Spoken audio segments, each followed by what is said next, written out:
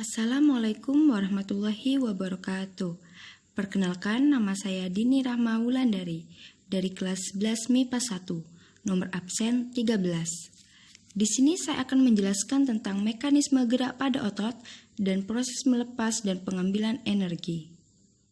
Pertama, mekanisme gerak pada otot. Kita sudah mengetahui bersama bahwa di dalam organ otot terdapat struktur yang disebut sebagai sarkomer. Di dalam sarkomer terdapat dua jenis protein, yaitu aktin, filamen tipis, dan miosin, filamen tebal, yang berperan dalam kontraksi otot.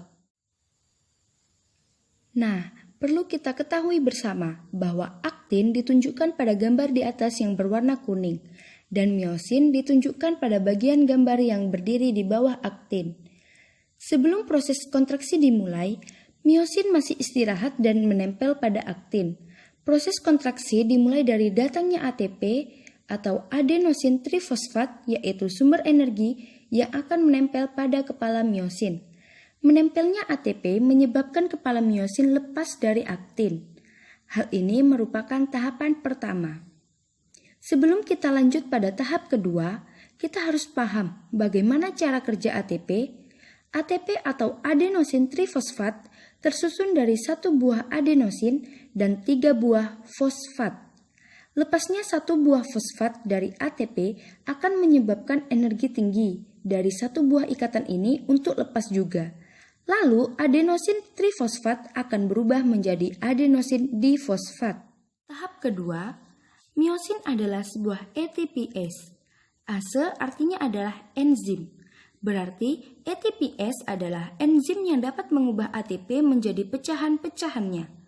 Pada tahap kedua ini, miosin sebagai ATPase akan memecah ATP menjadi ADP, adenosin difosfat, ditambah fosfat, ditambah energi.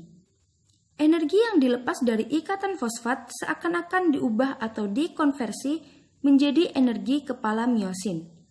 Lalu, kepala miosin ini masuk ke fase tinggi energi. Maksudnya adalah miosin ini sekarang penuh energi. Kemudian, miosin maju dan menempel pada aktin. Kalau kalian perhatikan, walaupun ATP telah pecah menjadi ADP, fosfat, dan energi, ADP dan fosfat ini masih menempel pada miosin yang berada pada kondisi tinggi energi. Pada tahap ketiga, fosfat akan lepas dari kepala miosin. Peristiwa ini menyebabkan lepasnya energi yang terkurung di dalam kepala miosin yang berada di dalam kondisi tinggi energi tadi. Lepasnya energi ini akan membuat miosin mendorong aktin ke belakang.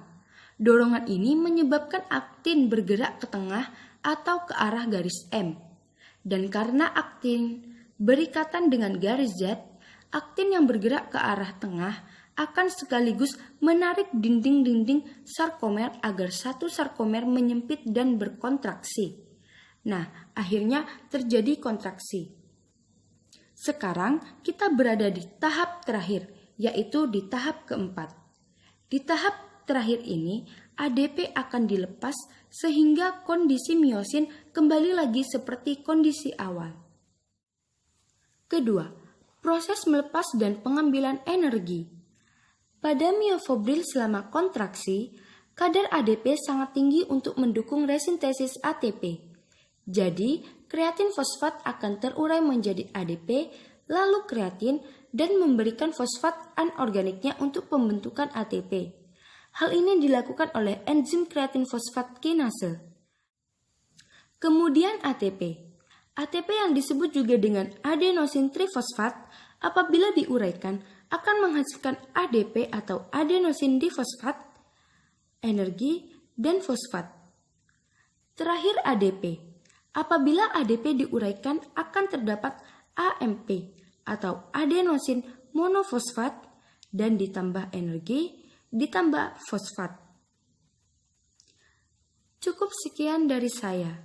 Kurang lebihnya mohon maaf. Wassalamualaikum warahmatullahi wabarakatuh.